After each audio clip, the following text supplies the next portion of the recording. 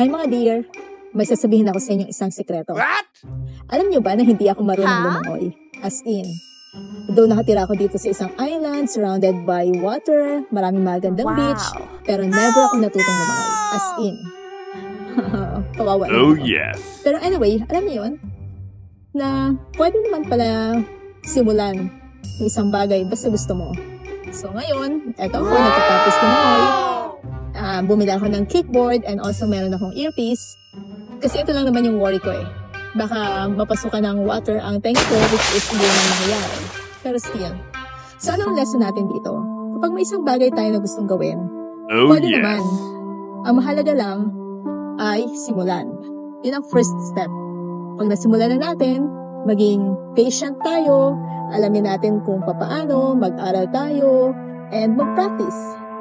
Eventually, kapag naging consistent tayo at nagkaroon tayo ng lakas ng loob na ipagpatuloy ito, magsasucceed din tayo. Kaya, yun lang.